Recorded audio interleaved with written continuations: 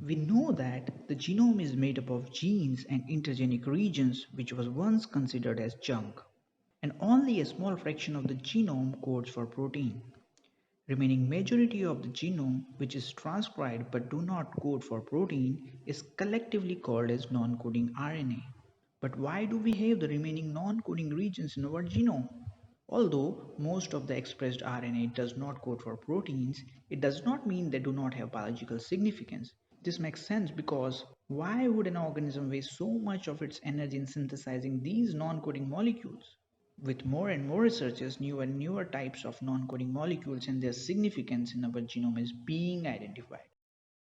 Hello and welcome to another video of XploreBio. In today's video, we will have a look at different kind of non-coding RNAs, their key features and functional role in our body. There are dozens of non-coding RNA types. Let's have a look at some of the most important and characterized ones. The first in the list, which makes majority of the RNA in the cell, is ribosomal RNA, also called as rRNA. It makes up over 80% of the total cellular RNA. It is synthesized in the nucleolus, which lies within the nucleus of the cell, from rDNA by RNA polymerase type 1. In association with the ribosomal proteins, it forms ribosomal structure. It also interacts with transfer RNA and assists in protein synthesis. Thus, it has a structural and functional role. The prokaryotic 70S ribosome is made up of 5S, 23S, 16S rRNA subunits, while the eukaryotic 80S ribosomal subunits include 5S, 28S, 5.8S, and 18S rRNA subunits. The second is the tRNA or the transfer RNA. tRNA synthesis is directed by RNA polymerase III and occurs in the nucleus of the cell. Pre-tRNA undergoes splicing to form mature tRNA. Two major things must be remembered about tRNA. First, it has anticodon arm that binds to the complementary triplet codon on the messenger RNA and decodes the message. And second, it has amino acid binding arm on which a specific amino acid is bound and carried to ribosomes for protein chain elongation.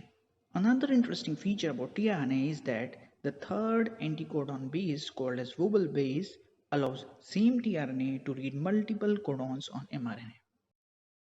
Now let's see a different category of non-coding RNA, the regulatory RNAs.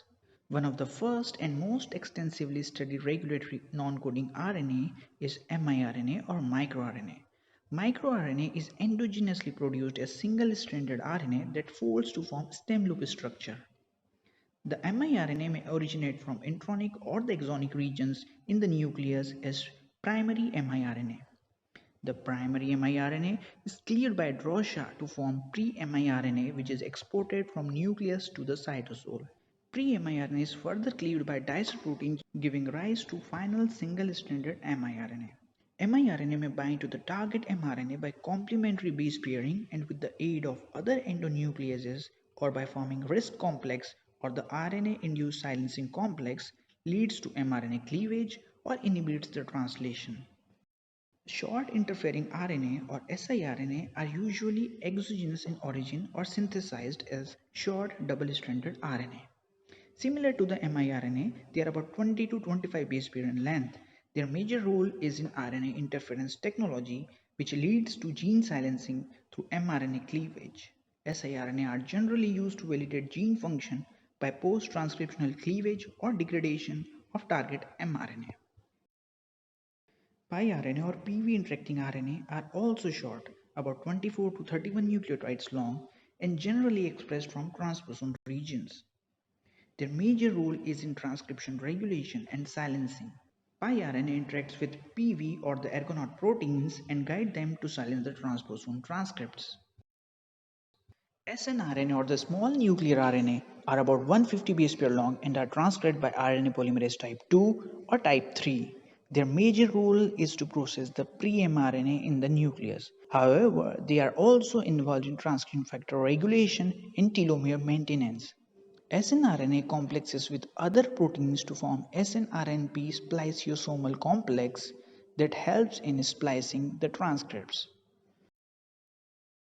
snoRNA or the small nucleolar RNA is involved in chemical modification of other RNA molecules. These are involved in the covalent modification of rRNA, tRNA, and snRNA mainly through methylation or pseudo-uridylation. To carry out such modifications, these RNA act as guide for RNP or the ribonucleoprotein complex forming snoRNP complex, which leads to covalent modifications of the transcripts. Now, the last category of non-coding RNA that we are going to discuss today are long non-coding RNAs. They are generally over 200 nucleotides long. They are similar to the protein coding mRNA in many forms, such as they show splicing, poly-A tailing, and other modifications. But the unique feature include that they do not code for protein, primarily because they lack ORF, which is essential for translation. Secondly, they show several fold lower expression compared to mRNA transcripts. One of the major challenges in identification and prediction of such long non-coding RNAs is that they share little conservation across species. Long non-coding RNAs may be involved in transcriptional or the translational regulation. Long non-coding RNA may bind to other RNA molecules such as miRNA or mRNA. They interact with other splicing factors and alters the splicing of transcripts. They may also lead to epigenetic changes by recruiting chromatin remodeling complexes such as histone methyltransferases. They may block transcription factor binding to promoters and regulate the gene expression. So these are some of the major types of the non-coding RNA. If you like the information, do share with others. Check out my playlist on diverse biology topics. Subscribe and hit the bell icon to stay notified about my latest upload. And finally, thanks for watching.